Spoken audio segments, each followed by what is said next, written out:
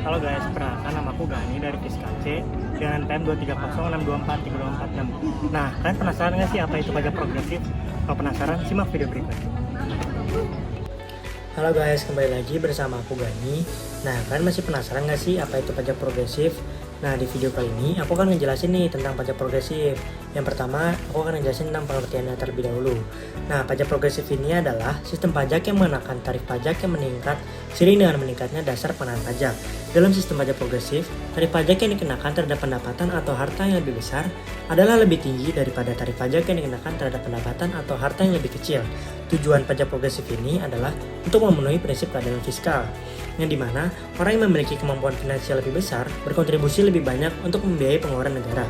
Lalu selanjutnya di tujuan yang kedua yaitu mendukung redistribusi pendapatan, yang dimana sebagian pendapatan dari orang kaya digunakan untuk membantu orang miskin. Pajak progresif ini juga mempunyai beberapa ciri-ciri. Nah, ciri-ciri yang pertama itu tarif pajak yang bervariasi. Tarif pajak yang dikenakan pada setiap wajib pajak berbeda-beda sesuai dengan penghasilannya.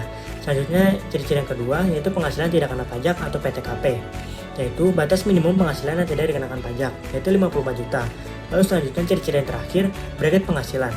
Pembagian penghasilan ke dalam beberapa kelompok dengan tarif pajak yang berbeda untuk setiap kelompoknya. Nah, di balik itu, pajak progresif juga mempunyai kelebihan dan kekurangan. Nah, kali ini aku akan ngejelasin tentang kelebihannya terlebih dahulu nih. Nah, kelebihannya itu, pajak progresif adalah bahwa sistem ini dapat membantu mengurangi kesenjangan sosial dan mengenakan biaya pajak yang lebih besar pada mereka yang memiliki pendapatan yang lebih besar. Hal ini dapat membantu meningkatkan kesetaraan dan keadilan dalam masyarakat. Selain itu, pajak progresif juga dapat membantu meningkatkan pendapatan pajak yang lebih besar, sehingga dapat digunakan untuk meningkatkan kualitas layanan publik dan infrastruktur. Namun, pajak progresif juga memiliki beberapa kekurangan. Salah satu kekurangannya adalah bahwa sistem ini dapat mempengaruhi motivasi individu untuk bekerja lebih keras dan berkontribusi pada pertumbuhan ekonomi. Jika tarif pajak yang dikenakan terlalu tinggi, individu mungkin tidak memiliki motivasi untuk bekerja lebih keras dan berkontribusi pada pertumbuhan ekonomi. Kekurangan lainnya adalah bahwa pajak progresif dapat mempengaruhi kemampuan individu untuk memiliki harta yang lebih besar, sehingga dapat mengurangi kesempatan bagi individu untuk memiliki harta yang lebih besar. Nah, pajak progresif juga dapat mempengaruhi struktur ekonomi dan pertumbuhan ekonomi. Jika tarif pajak yang dikenakan terlalu tinggi, individu mungkin tidak memiliki motivasi untuk berinvestasi dan berkontribusi pada pertumbuhan ekonomi.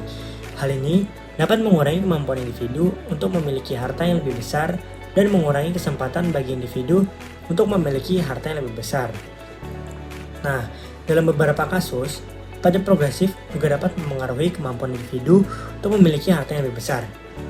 Jika tarif pajak yang dikenakan terlalu tinggi, individu mungkin tidak memiliki motivasi untuk berinvestasi dan berkontribusi pada pertumbuhan ekonomi.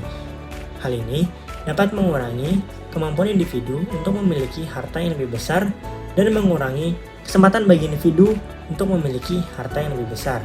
Nah, selanjutnya aku akan ngejelasin nih tentang contoh penerapan pajak progresif di Indonesia.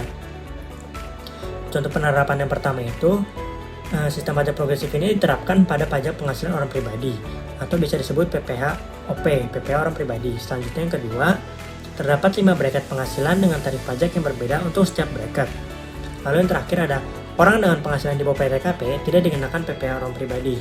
Nah, contohnya itu jika kamu punya penghasilan kurang dari 54 juta dalam setahun, maka kamu tidak akan dikenakan pajak penghasilan karena penghasilan kamu masih di bawah PTKP. Selanjutnya, aku akan ngejelasin tentang perbedaan lapisan tarif pajak. Nah, di tarif yang dulu itu di UU PPH 36 tahun 2008 itu hanya terdapat 4 tarif. Di tarif pertama itu 0 sampai 50 juta itu 5%. Tarif yang kedua 50 juta sampai 250 juta itu 15%. Selanjutnya di tarif yang ketiga 250 juta sampai 500 juta 25%. Selanjutnya di tarif yang terakhir lebih dari 500 juta itu dikenakan tarif 30%. Nah, selanjutnya di tarif yang terbaru di UHPP 7 tahun 2021 itu terdapat tarif baru, di mana tarif ini menjadi ada 5 tarif. Tarif yang pertama itu ada 0 sampai 60 juta itu dikenakan tarif 5%. Selanjutnya 60 juta sampai 250 juta itu dikenakan tarif 15%. Selanjutnya 250 juta sampai 500 juta dikenakan tarif 25%. Selanjutnya 500 juta sampai 5 miliar dikenakan tarif 30%. Lalu yang terakhir lebih dari 5 miliar dikenakan tarif 35%. Sekian presentasi dari saya tentang pajak progresif. Terima kasih.